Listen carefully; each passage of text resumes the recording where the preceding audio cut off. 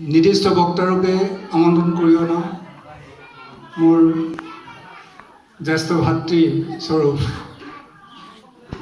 আৰু লেজাই উচ্চতৰ মাধ্যমিক বিদ্যালয়ৰ প্ৰাক্তন অধ্যক্ষ কৃষ্ণ বৰাদেৱ, কলাখাম মাধ্যমিক বিদ্যালয়ৰ প্ৰাক্তন প্ৰধান শিক্ষক দত্ত ছাৰ আৰু মোৰ অতিথ্য আমাৰ মঞ্চত উপবিষ্ট ব্যক্তিসকল আৰু কৃতি ছাত্ৰ ছাত্ৰী আৰু অভিভাৱকসকল।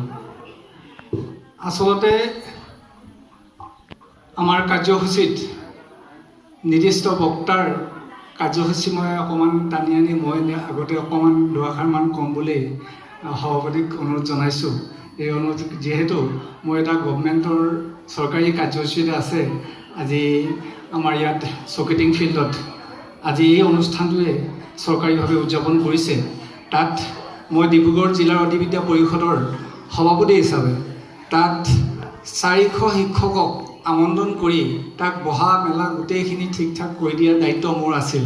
তথাপিতো মোৰ সহকাৰী শিক্ষক আজিৰ সভাপতি তেখেতে মোক বাৰে বাৰে অনুৰোধ কৰাৰ কাৰণে মই আহিছোঁ আৰু মোৰ ছাত্ৰ ছাত্ৰীসকলক, এই অঞ্চলৰ কৃতি ছাত্ৰ ছাত্ৰীসকলক সম্বৰ্ধনা অনুষ্ঠানটো তেওঁলোকৰ মুখখন চাবলৈ মই খুব হেঁপাহ আছে। সেইকাৰণে ইয়ালৈ মই আহিছোঁ, বহুত কাম কৰিলোঁ। যিয়ে নহওক, আজি বিষ্ণু ৰাভা দিৱস অসমৰ এক বৈপ্লৱিক ধাৰা যিজন ব্যক্তিয়ে স্বাধীনোত্তৰ আগৰ পৰাই তেখেতে পালন কৰি আহিছে আৰু অসমক আগুৱাই নিয়াৰ হেৰি কৰিছে। তেখেতে যিটো বৈপ্লৱিক, অকল সাংস্কৃতিক বৈপ্লৱ, ভাষা সংস্কৃতি সকলোতে তেখেতে আমাৰ অসমক আগুৱাই নিয়াৰ যিটো প্ৰচেষ্টা কৰিছিল, এইখিনিতে আমাৰ নিৰ্দিষ্ট বক্তাই আপোনালোকক সুন্দৰভাৱে বুজাব। মই বিশেষভাৱে আজি যি কৃতি ছাত্ৰ ছাত্ৰীসকলক ইয়াত আমন্ত্ৰণ কৰি আছে তেওঁলোকক দুটামান কথা ক'বৰ কাৰণে মই বিচাৰিছোঁ। তোমালোকে নাভাবিবা যে আমি ডিষ্টিংশ্যন লৈ, লেটাৰ লৈ বা ষ্টাৰ লৈ ফাৰ্ষ্ট ডিভিজনত পাছ কৰিছোঁ আৰু আমাক আৰু কোনে পায়। এইটো যদি তোমালোকে ভাবিছা কিন্তু ভুল কৰা হ'ব। বহুতক মই হেৰি কৰিছোঁ, তোমালোকৰ প্ৰথম কাম কি হ'ব, তোমালোকৰ প্ৰথম অভাৱটো তোমালোকে কি বুজিবা, অভিভাৱকক কি বিচাৰিবা প্ৰথমে। আজি দেখিছোঁ বহুত ছাত্ৰ ছাত্ৰীয়ে প্ৰথমে মটৰ চাইকেল এখন বিচাৰিব, নহয় ছোৱালীয়ে স্মাৰ্টফোন এখন বিচাৰিব। এইটো কিন্তু নকৰিবা। আচলতে এইটোৱে মটৰ চাইকেলখন মনটোতো মানুহে যায় ক'বালৈ, কিন্তু মটৰ চাইকেলখন লোৱাৰ লগে লগে আৰু ফিজিকেলি তোমালোকৰ শৰীৰখনো গুচি যাব। গতিকে তোমালোকৰ এইটো ভাল কামৰ কাৰণে নহয়।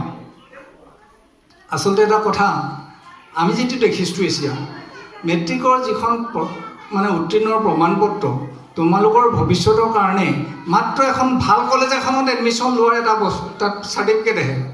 এইখন লৈ দেখুৱাই তুমি যে ক'ৰবাত চাকৰি এটা পাবা, এইটো তোমালোকে নাভাবিবা।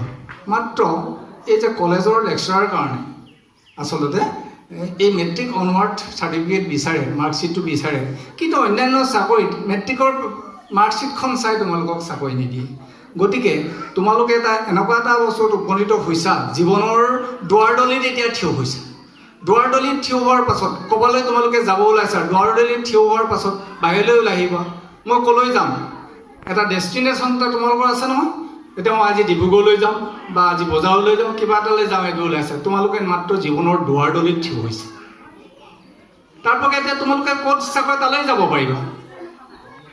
কিন্তু এটা কথা চাবা, হাইস্কুলৰ পাঠ্যক্ৰম আৰু হায়াৰ ছেকেণ্ডেৰী যিটো আমি 11-12 যিখিনি পাঠ্যক্ৰম, পুখুৰী আৰু সাগৰৰ লগত তুলনা কৰিব পাৰি। পুখুৰীৰ এটা পৰিসীমাৰ ভিতৰত পানী থাকে, পুখুৰী আৰু বিলৰ লগত নহয়, পুখুৰী আৰু এটা সাগৰৰ লগত। তুমি এতিয়া পুখুৰীৰ মাজত আছিলা, কিন্তু এতিয়া সাগৰৰ ভিতৰলৈ সোমাই গৈছে। ইমানে এটা ভাজ ক'ৰ্চ। বিশেষকৈ আমি ছায়েন্সত যদি তোমালোকে ল'ব বিচাৰা, ছায়েন্সৰ যিখিনি পাঠ্যক্ৰম ইমানেই ভাজ, ইমানেই বহল, তাত কিন্তু পঢ়ি কিন্তু মানে তোমালোকে যে কম এই যিটো তোমালোকৰ এটা নিৰ্দিষ্ট এটা সময় দিছে, সময়ত যে পঢ়ি শেষ কৰিব পাৰি দিব নাভাবিবা। কিন্তু সময় দিব লাগিব, ভালকৈ পঢ়িব লাগিব, আৰু যদি প্ৰয়োজন হয় ঘৰুৱা শিক্ষকৰো সহায় ল'ব লাগিব। এতিয়া তোমালোকে চাবা, তোমালোকে মই ডিষ্টিংশ্যন লৈ পাছ কৰিছোঁ, মই 90% 80% লৈ পাছ কৰিছোঁ। যেতিয়া তোমালোকৰ নিচিনা আৰু যদি বহল এখন সমাজ পোৱা, তেতিয়া তাত উপলব্ধি কৰিবা যে আমি আৰু জানিবলগীয়া বহু কথা আছে। গতিকে বহুতে, মই বিশেষকৈ আমাৰ তাতো মোৰ ফাৰ্ষ্ট ডিভিজন পাছ কৰা ল'ৰা মোৰ বিদ্যালয়খনতো বহুতে এডমিশ্যন লৈছে।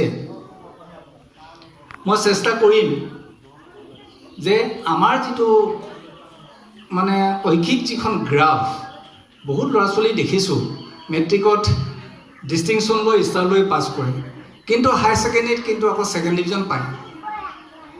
মই আজি 3 বছৰৰ আগৰ কথা কৈছোঁ, মোৰ স্কুলত এটা পোষ্ট ওলাইছিলে, তাত 50 ল'ৰা ছোৱালী এপ্লাই কৰিছিলে। আমি শ্বৰ্ট লিষ্ট বনালোঁ, শ্বৰ্ট লিষ্ট বনাই 5টালৈকে ৰূপান্তৰ কৰিলোঁ, মেৰিটটো আনি তাৰপাছত 2টা পষ্টৰ কাৰণে 3জনক আনিলোঁ। তাত 2টা ল'ৰা, এটা পষ্টৰ কাৰণে 2টা ল'ৰাক আমি কম্পেয়াৰ কৰিলোঁ। তোমালোকে মনত ৰাখিবা ছাত্ৰ ছাত্ৰীসকল, তাত লক্ষ্য কৰিলোঁ এটা ল'ৰা মেট্ৰিকত 44%, তাৰমানে ছেকেণ্ড ডিভিজন অকণমান থাকিলে থাৰ্ড ডিভিজন পাছ কৰা ল'ৰা। কিন্তু হায়াৰ ছেকেণ্ডেৰীত এই ল'ৰাটো 58%, তাৰমানে ফাৰ্ষ্ট ডিভিজন পাবলৈ অলপহে থাকিল। ডিগ্ৰীত কিন্তু ফাৰ্ষ্ট ক্লাছ পালে আৰু মাষ্টাৰ ডিগ্ৰীত 73% লৈ পাছ কৰিলে। তাৰ আৰু এটা ল'ৰা, যিবিলাক এটা শ্বৰ্ট লিষ্ট 2টালৈকে এটা পষ্টৰ এগেইনষ্টত 2টা ল'ৰা আনিলোঁ। বুজি পাইছানে তোমালোকে? বুজিব পাৰিছা নাই? ই কিন্তু মেট্ৰিকত 82%, তাৰমানে ষ্টাৰ লৈ পাছ কৰিছে, 82%। হায়াৰ ছেকেণ্ডেৰীত যেনে তেনে ফাৰ্ষ্ট ডিভিজন পাছ কৰিলে, আৰ্টছলৈ গুচি আহিলে, ইকনমিক্সত মেজৰ ল'লে, লোৱাৰ পাছত এই ছেকেণ্ড ক্লাছ পালে আৰু মাষ্টাৰ ডিগ্ৰীত 60% পাইছে। এতিয়া তোমালোকে কোৱাচোন, মেট্ৰিকত থাৰ্ড ডিভিজন পাছ কৰা ল'ৰাটোক মই চাকৰিটো দিম নে এই ষ্টাৰ লৈ পাছ কৰাটোক মই দিম? কোৱাচোন তোমালোকে। এই মেট্ৰিকত থাৰ্ড ডিভিজন পাছ কৰা ল'ৰাটোৰ যিটো মানে হেৰিৰ গ্ৰাফৰ যিটো হেৰি, এইটো এনেকৈ ওপৰলৈ উঠি গ'ল, আৰু ষ্টাৰ লৈ পাছ কৰা ল'ৰাটোৰ গ্ৰাফটো একদম তললৈ হ'লে, ডাউনৱাৰ্ড এণ্ড আপৱাৰ্ড।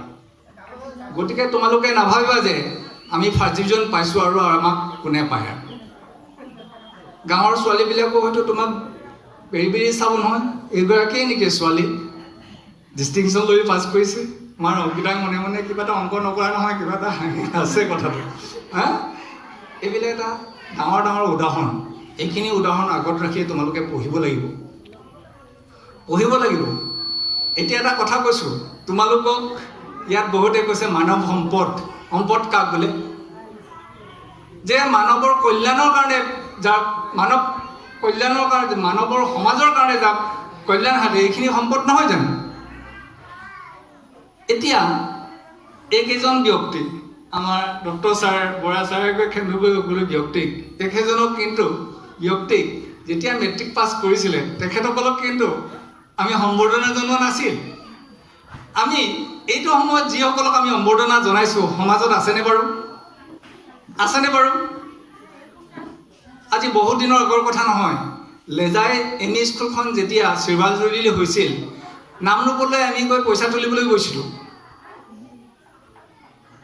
এই শ্ৰীবালজুলিত যেতিয়া হৈছিল এমই স্কুলখন, নামৰূপত এঘৰ মানুহক আমি হোৱাৰ লগে লগে চাহ চিনাকৰ আমি পৰিচয়টো দিয়াৰ পাছত ইমান ধুনীয়াকৈ মানে প্লেটত মানে মিঠাই চিঠাই দিছে। এটা এটা প্লেটত নাই কমি 300 টকাৰ মিঠাই। হোৱাৰ পাছত আমি তেতিয়া ৰচিদ বুকখন উলিয়াইছোঁ। আমাৰ এখন পুৰণা স্কুল এখনৰ আমি চিলভাৰ জুবলিৰ কাৰণে অকণমান অৰ্থসাহাৰ্য বিচাৰিছোঁ, কিন্তু বহু কথা ক'লে, কিন্তু আমাক কিবা এটা সাহাৰ্য দিব বিচৰা নাছিল। এইকেইজন ব্যক্তিকেই আমি এটা সময়ত সম্বৰ্ধনা জনাইছিলোঁ। যিসকলক সম্বৰ্ধনা, তোমালোক মানৱ সম্পদ বুলি কৈছা নহয়, এই অঞ্চলৰ সম্পদ হিচাপে থাকিব লাগিব। এই সম্পদত তোমালোকে ভাল ল'ৰা ছোৱালী এতিয়া হোৱাৰ পাছত ভাল চাকৰি তাকৰি পাবা। পোৱাৰ পাছত বাৰিষা সময় দিয়া যেতিয়া আমাৰ এই অঞ্চলৰ মানুহে ককবকাই থাকে, তেতিয়া তোমালোকে মনত পৰিব লাগিব যে এই অঞ্চলৰ মানুহখিনিক আমি কিবা এটা সাহাৰ্য আমি দিব লাগিব। তেনেকুৱা এটা মনোবৃত্তি তোমালোকৰ থাকিব লাগিব। আজি কেইদিনমানৰ কথা, মোৰ স্কুলৰ লাইব্ৰেৰীৰ কাৰণে মই অন্ততঃ 1000 টকাৰ ভাল ষ্টাব্লিছ ৱেল ষ্টাব্লিছ যিবিলাক ল'ৰা ছোৱালী ভাল ভাল চাকৰিত আছে তেওঁলোকৰ মই চিঠি দিছিলোঁ যে আপোনালোকে 1000 টকাৰ কিতাপ মোক সাহায্য দিয়কচোন পুথিভঁৰালৰ কাৰণে আপোনালোকে পইচা নালাগে 1000 টকাৰ কিতাপ কিনি দিয়ক নতুবা পুৰণা কিতাপ থাকিলেও মোক দিয়ক মোৰ ল'ৰা ছোৱালী কিন্তু বিদ্যালয়ৰ ল'ৰা ছোৱালী কিতাপ পঢ়ে কিন্তু আপোনালোকে কিতাপকে মোৰ লাইব্ৰেৰীৰ কাৰণে দিয়কচোন বহু ল'ৰা ছোৱালীয়ে দিলে নাম নকওঁ বহুতে কিন্তু মোক এনেকুৱা ধৰণে ক'লে আজিকালি ল'ৰা ছোৱালী কিতাপ পঢ়ে জানো তেনেকুৱা ধৰণৰ আমাক কথা শুনাইছে এইখিনি ল'ৰাৰ কাৰণে এইখিনি ল'ৰাক আমি সম্পদ বুলি কেনেকৈ ক'ম বাৰু কওকচোন আজি বিপুল লাহন আহিছে কিতাপ চাইছে আহি পেলাই মোক কিবা এটা দিব বিচাৰোঁ এই শিপাৰ কুশল কোঁৱৰ আহিছে যে মোৰ স্কুল সেইকাৰণে 20,000 টকাৰ কিতাপ দিছে মিলন দায়ে দিছে 10,000 টকাৰ কিতাপ তেনেকৈ কেইজনমান ব্যক্তি সাহায্যত মোৰ বিদ্যালয়খন এতিয়া কিতাপৰ মানে এটা ধুনীয়া এটা ৰুম আৰু ল'ৰা ছোৱালীক পঢ়াৰ এটা মই সুবিধা এটা দিছোঁ ছাত্ৰ ছাত্ৰীসকলক মই মাত্ৰ এসপ্তাহ বা 10 দিন কিতাপ এখন নিব কিন্তু এসপ্তাহ 10 দিনৰ ভিতৰত ঘূৰাই দিবই লাগিব তেনেকুৱা এটা নিয়ম কৰিছোঁ আৰু মোৰ হেৰি বুলি নকওঁ মোৰ সহকাৰী শিক্ষকসকলৰ চেষ্টা আৰু মোৰ নেতৃত্বত মই বিদ্যালয়খনত এটা সংকল্প লৈছোঁ কিছু শৈক্ষিক পৰিৱৰ্তন মই আনিবলৈ চেষ্টা কৰিছোঁ আৰু আনি আহিম আৰু মোৰ বেছিদিন চাকৰি নাই যদিও এটা বৰ্ষত মোক আকৌ গভৰ্ণমেণ্টে অকণমান আৰু এটা বৰ্ষ মোক বঢ়াই দিছে তেতিয়া মই থাকিম তেতিয়া মই ক্লাছ কৰিম আৰু এতিয়া মই দেখিছোঁ তেনেকুৱা কিছু ব্যক্তি নথকা নহয় আছে আমাৰ দত্ত ছাৰ যদিও আজি এতিয়াৰ পৰা কেইবছৰ বহু বছৰ হ'ল তথাপিতো মাজে মাজে আহি মোৰ বিদ্যালয় আহে বৰা ছাৰক মই প্ৰায় লগ পাওঁ যেতিয়া তাত পৰীক্ষা হয় লেজাই কেন্দ্ৰত বৰা ছাৰ আহি মোক কয় যে তুমি এইটো কৰা মই তেখেতসকলৰ এইখিনি পৰামৰ্শ বুলি মানি লৈ তেখেতসকলৰ এইখিনি কাম কৰি মই মোৰ শৈক্ষিক যিটো উত্তৰ এইটো মই আপোনালোকে চেষ্টা কৰিছোঁ আৰু চেষ্টা কৰি থাকিম আশীৰ্বাদ দিব মই নিশ্চয় যদিও মোৰ ল'ৰা ছোৱালীৰ তেতিয়াৰ ধাৰণা